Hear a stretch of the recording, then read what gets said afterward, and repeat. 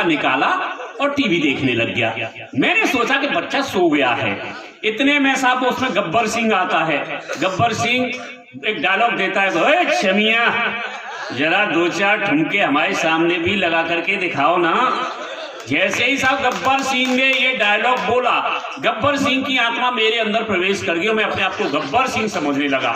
इतने में सामने से पत्नी चाय लेकर के आई। मुझे ऐसा लगा साक्षात हेमा मालिनी चली आ रही है। पत्नी सामने से चाय लेकर के आई तो मुझे ऐसा लगा साक्षात हेमा मालिनी चली आ रही है। मैंने उसी अंदाज में कहा, गब्बर सिंह के अंदाज में, ओए छमिया जरा 2-4 ठुमके हमारे सामने भी लगा करके दिखाओ ना। अब साहब मुझे क्या पता थी, जो झरोके में से पिक्चर देख रहा है बच्चा, उसके अंदर धर्मेंद्र की आत्मा का प्रवेश कर गई। मैंने तो मात्र इतना कहा, ओए छमिया जरा 2-4 ठुमके हमारे सामने भी लगा करके दिखाओ ना। कि बच्चे ने रजाई पलटी और बोला, ओए बसंती इस कुत्ते के सामने मत नाचना। ये स्थिति है साहब बच्चों की। मैं साहब इस कवि सम्मेलन का रस परिवर्तन करना चाहता हूँ। देश के एक बड़े कवि को बेदावत देना चाहता हूँ। हास्य रंग के बहुत ही श्रेष्ठ कवि, जिन्हें आज सारे देश में बड़े मान बड़े सम्मान के साथ सुना जाता है। तमाम टीवी चैनलों पर उनकी कविताएं आप लोगों ने सुनी होंगी। ये मात्र मैं उनके लिए भूमिका बना रहा था। मैंने बड़े सम्मान बड़े दुलार के साथ भाई निर्मल सक्सेना जी को आप लोगों के सामने आमंत्रित कर रहा हूँ। आप लोग जोरदार तालियां बजा करके स्वागत करें। सम्मान।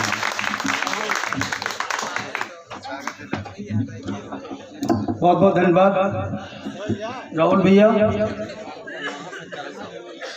तुम्हारे अंदर धर्मेंद्र की आत्मा और बच्चे के अंदर, तुम्हारे अंदर उसकी क्या नाम है, गब्बर सिंह की आत्मा और बच्चे के अंदर नहीं, हमारे अंदर किसी की आत्मा आ गई। तुम्हें क्या कष्ट है? कष्ट तो ऐसी बात का है कि बच्चे के अंदर मेरी आत्मा क्यों नहीं पहुंची। अच्छा, मेरी आत्मा पहुंचती भी कैसे? मेरी आत्मा पहुंच भी नहीं सकती, क्योंकि मेरी आत्मा से तो वो पैदा ही हुआ बेचारा। इन्हें क्या पता? ये तो खाली अपनी पत्नी को देखते रहते हैं, खूबसूरत बनाने का तरीका सोचते रहते हैं। इसके अलावा इनसे कुछ भी नहीं होता। भगवान कसम झूठ नहीं कह रहा हूं। जब इनकी शादी हुई थी ना, जब शादी हुई ना, फार्मूला मिल गया। राहुल बड़े विचित्र आदमी, हर तरफ से निगाह मारते रहते हैं, कहाँ कुछ फार्मूला मिल जाए। इनकी शादी हुई ना, एक फार्मूला मिल गया। काम पे जाते, लौट के आते, लोटा भर पानी उठाते और पत्नी पे छिड़कते। दूसरे दिन फिर काम पे गए, लोटा भर पानी उठाया, पत्नी पे छिड़का, पिताजी की निगाह पड़ गई। फिर तीसरे दिन काम पे गए, लौट के आए, लोटा भर पानी उठाया, पत्नी पे छिड़का और जैसे ही छिड़का पिताजी ने गंद पकड़ लिया। बोले बेटा बात सुन। बोले पिताजी क्या बात है? बोले ये बात बता, तू काम पे जाता, लौट के आता, लोटा भर पानी उठाता है, पत्नी पे छिड़कता है, ये करता क्या है? कहते हैं पिताजी तुम मत पूछो। कहना ना बता। कहनी पिताजी तुम मत पूछो। क्या पिताजी मत पूछो? पिताजी बोले नहीं बता। बोले पिताजी कुछ नहीं, बाहर सब्जी वाला बैठा है, कहता है पानी छिड़कने से माल ताजा बना रहता है।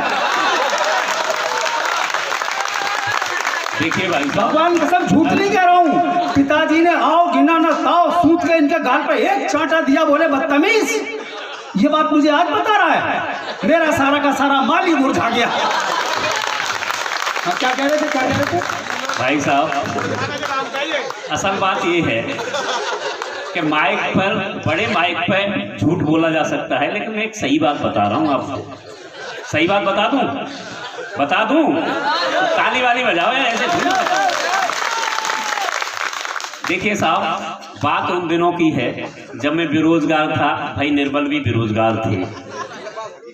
जहाँ कहीं से भी कोई वैकेंसीज निकलती थी, हम दोनों लोग आवेदन करते थे। एक जगह साहब हमने आवेदन किया, दिल्ली में हमारे इंटरव्यू के लिए कॉल आ गया। ये बेचारे अपने घर से मेरे घर आ गए, बोले हम बस में बैठ गए साहब दिल्ली के लिए। मैंने कहा निर्मल भाई, कभी कभी ऐसा होता है कि जो प्रश्न पूछने वाले होते हैं एक जैसे प्रश्न पूछ लेते हैं, ऐसा यहाँ भी ना हो। ये तय कर लो, यदि आपका नंबर पहले आएगा तो आप मुझे बताएंगे आपसे क्या क्या पूछा गया, मेरा नंबर पहले आएगा तो मैं आपको बता दूंगा। ये तय हो गया साहब हमारा बस में। भाग्यवश मेरा नंबर वहां पहले आ गया। उन्होंने मुझसे पहला प्रश्न किया, देश के प्रधानमंत्री का नाम बताओ। सीधा साधा उत्तर था, मैंने कहा देश के प्रधानमंत्री का नाम श्री नरेंद्र मोदी जी है। फिर उन्होंने दूसरा प्रश्न किया, पृथ्वी की आकृति कैसी है? मैंने कहा कुछ लोग कहते हैं गोल है, कुछ कहते हैं चिपटी है, लेकिन बहस जारी है। तीसरा और अंतिम उन्होंने प्रश्न किया, देश कब आजाद हुआ? मैंने प्रयास तो 1857 में शुरू हो गए थे, सफलता 1947 में मिली।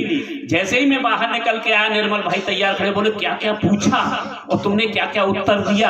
अरे मैंने कहा प्रश्नों के चक्कर मत पड़ो, उत्तर रट लो। पहले का उत्तर है श्री नरेंद्र मोदी जी, दूसरे का उत्तर है कुछ लोग कहते हैं गोल है, कुछ कहते हैं चिपटी है, लेकिन बहस जारी है, और तीसरे का उत्तर है प्रयास तो 1857 में शुरू हो गए थे, सफलता 1947 में मिली। ये साहब जैसे ही अंदर पहुंचे, इनसे पूछा आपका नाम? ये बोले नरेंद्र मोदी। अब इंटरव्यू लेने वाला बड़ा परेशान, भैया हम तेरा नाम पूछ रहे हैं, तू देश के प्रधानमंत्री का नाम बता रहा है, तेरी बुद्धि तो ठीक है? तो निर्मल जी बोलो कुछ लोग कहते हैं गोल है, कुछ कहते हैं चिपटी है, लेकिन बहस जारी है। फिर उन्होंने अपना माथा ठोका, यार बुद्धि के मामले में भी इसका कोई ठीक ठाक सा उत्तर नहीं है, भैया चलते चलते तो बताता जा, आखिर तू पैदा कब हुआ? निर्मल जी बोले प्रयास तो 1857 में शुरू हो गए थे, सफलता 1947 में मिली। ये सही बात है। लेकिन बेटा जब भी सफलता मिली, सफलता आज़ादी के टाइम में मिली, तुम तो 1857 में शुरू हो गए, 1857 में पैदा हो गए। गुलाम क्या गुलाम, भगवान कसम झूठ नहीं कह रहा हूँ। अभी जब इनकी शादी हुई ना, इनकी पत्नी से इनकी खटपट हो गई, अरे अक्सर हो जाती है। एक दिन तो भाई साहब ने बोरिया बिस्तरा उठाया और घर से निकल लिए, और घर से निकले सीधे बस स्टैंड पहुंचे, टिकट खरीदा, बस में चढ़ने लगे। बस में जैसे ही चढ़ने लगे, आकाशवाणी हुई, राहुल इस बस में मत चढ़ना, इसका आगे एक्सीडेंट होने वाला है। भाई डर के मारी नीचे। रेलवे स्टेशन पहुंच गया, टिकट खरीदा, ट्रेन में चढ़ने लगा, फिर आकाशवाणी हुई, राहुल इस ट्रेन में मत चढ़ना, इसका आगे पहिया पटरी से उतरने वाला है। ये डर के मारे नीचे। एयरपोर्ट पहुंच गए, टिकट खरीदा, हवाई जहाज में चढ़ने लगे, फिर आकाशवाणी हुई, राहुल इस हवाई जहाज में मत चढ़ना, इसका आगे क्रैश होने वाला है। राहुल भी उतर आए, लेकिन गुस्से के मारे बोले, ये आकाशवाणी से बोलने वाला तू है कौन? आकाशवाणी से आवाज आई, मैं भगवान बोल रहा हूं। राहुल बोला, भगवान के बच्चे, एक बात तो बता दे, मैं बस में चढ़ता हूं तो एक्सीडेंट होता है, रेल में चढ़ता हूं तो पहिया उतरता है, हवाई जहाज में चढ़ता हूं तो क्रैश होता है। यह बता, जब मैं घोड़े पर चढ़ रहा था तब का तेरा गला बैठ गया था। बड़ा विचित्र व्यक्ति है भाई साहब। एक दिन मैं इसके घर पहुंच गया, मैंने कुंडी खटखटाई, अंदर से भाई भीगा हुआ साबुन में लथपथ निकल के बाहर आ गया। अबे मैंने कि यार तू बाथरूम में साबुन लगाए खड़ा था, बाहर निकल के आया तो कुछ पहन को तो आता। भाई अंदर गया, चश्मा पहन के आ गया।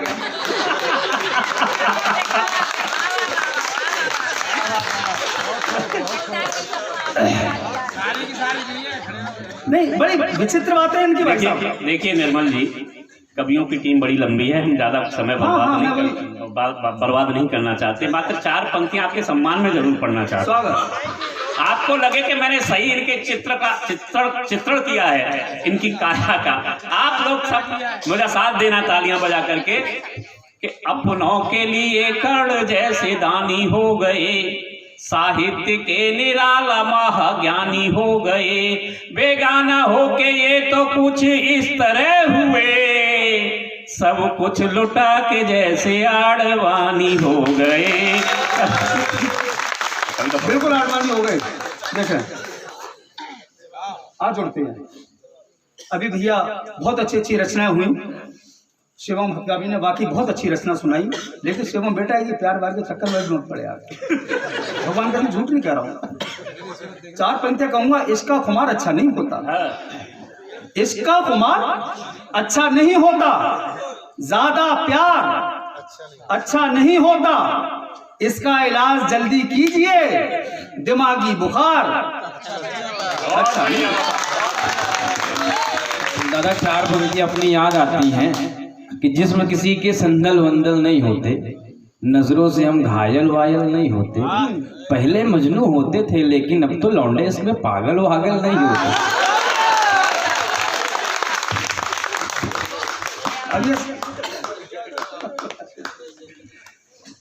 बहुत बढ़िया है, लेकिन अगर ये जवाब सवाल चलते रहे सुबह तक चलते रहेंगे, निर्मल सक्सेना भी किसी से कम पड़ने वाला नहीं है। सीधा सीधा जोड़ता हूँ, वरना चलता रहेगा ये। 4 पंक्तियां देखें आप, 4 पंक्तियां निवेदित करता हूँ आपसे जुड़ने के लिए।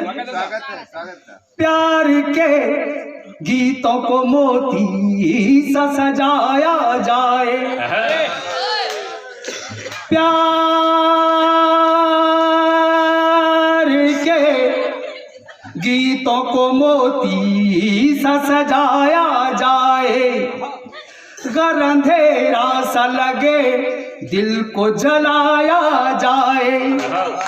ये मोहब्बत है, मोहब्बत में जरो यूं कर ले, आहा आहा, ये मोहब्बत है, मोहब्बत में चलो यूं कर ले, अपने महबूब के नखरों को उठाया जाए, अपने महबूब के नखरों को उठा। ऐसे ही साथ देते रहना मित्रों। 4 पंक्तियों निवेदित करता हूं।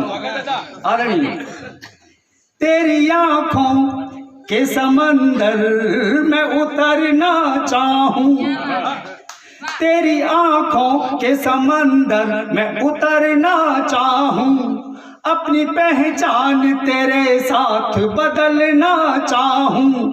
मैं तो एक बूंद हूँ और तू है सहारा मेरा, आहा, मैं तो एक बूंद हूँ और तू है सहारा मेरा। बन के मोती मैं तेरी सीप में पलना चाहूं, बन के मोती मैं तेरी सीप में पलना चाहूं। बहुत बहुत धन्यवाद। इन्हीं को पसंद आई है चीज करते हैं। भगवान करे जी की सीप में पल जाऊं।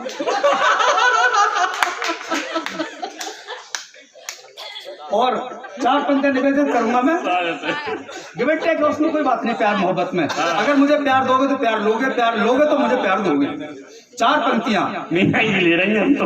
मैं तुम्हें प्रीत करूं, तुम भी मुझे प्रीत करो, मैं तुम्हें प्रीत करूं, तुम भी मुझे प्रीत करो। इतना गुस्सा नहीं अच्छा है कि मन शीत करो, मुझसे लड़ना लड़ना मुझसे लड़ना नहीं आता है इलेक्शन बिल्कुल, आहा आहा, मुझसे लड़ना नहीं आता है इलेक्शन बिल्कुल।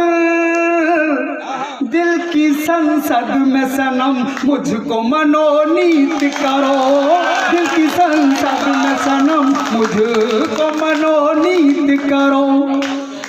और 4 पंक्तियां आपके चेहरे पर मुस्कुराहट और लाना चाहता हूं तालियों के साथ। निवेदित हैं। एक मैसेज मैं मोहब्बत का तुझे सेंड करूं, चाहो तो सीटी भी बजाओ, ताली भी बजाओ, जो मर्जी बजाओ, आजाद। एक मैं भाई सुनो जी, उनका करेक्टर इतना खराब नहीं है, तुम्हें देख के और सीटी मारेंगे वो। राहुल उनका कैरेक्टर तो मुझसे पहले तुम झेल चुके हो, इसलिए मुझे बता रहे हो।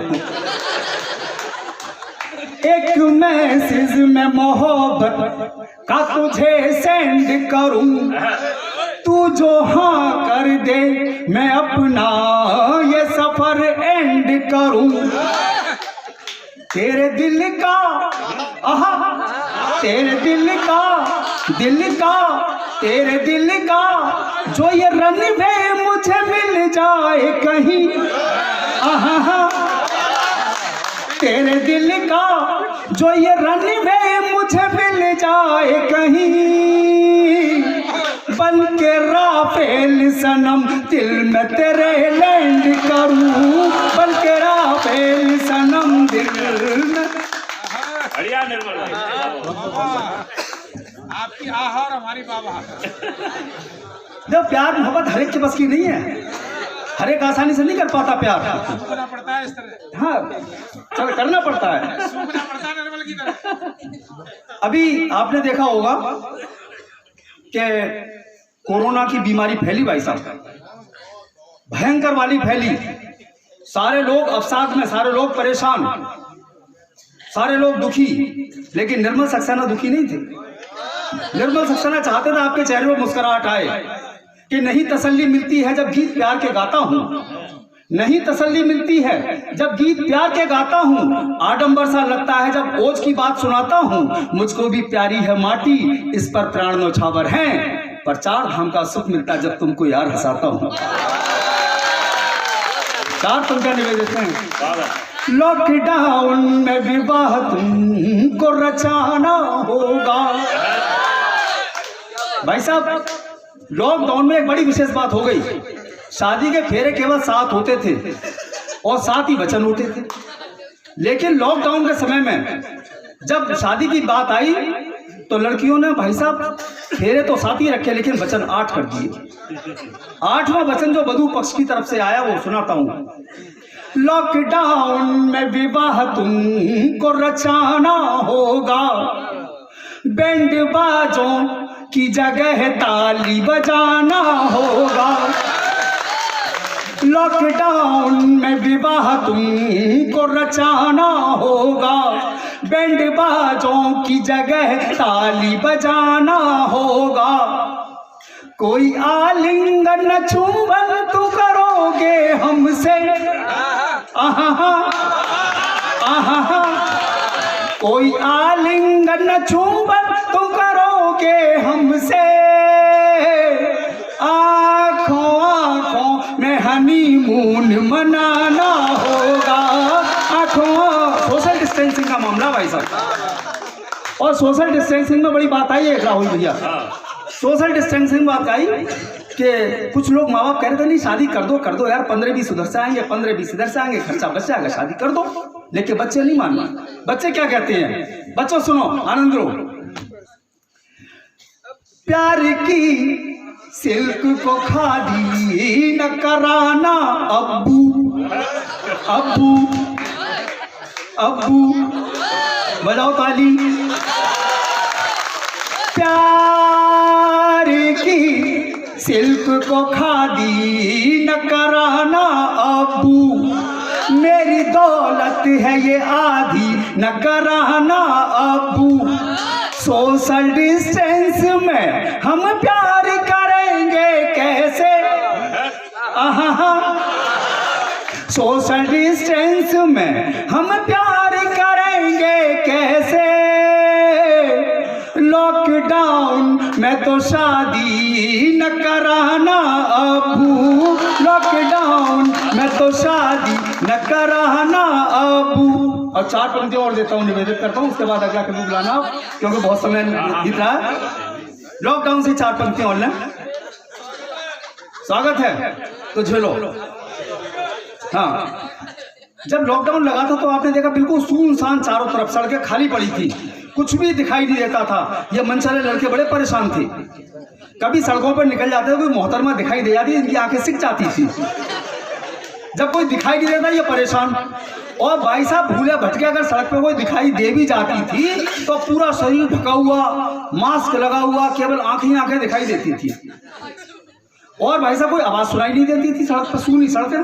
और अगर उन्हें लड़कों को सुनाई भी देता था तो केवल ये सुनाई देता था सैंडल की आवाज, ठक ठक ठक ठक ठक।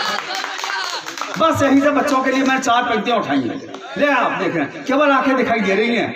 और बच्चे क्या कह रहे हैं?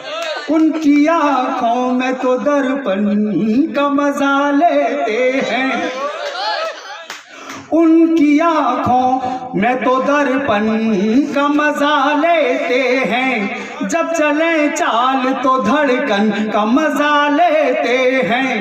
उनके अधरों अधरों अधरों, उनके अधरों से न अधरों को लगाते हैं कभी, आहा आहा। उनके अधरों से न अधरों को लगाते हैं कभी, मास्क में चुंबन का मजा लेते हैं, मास्क में चुंबन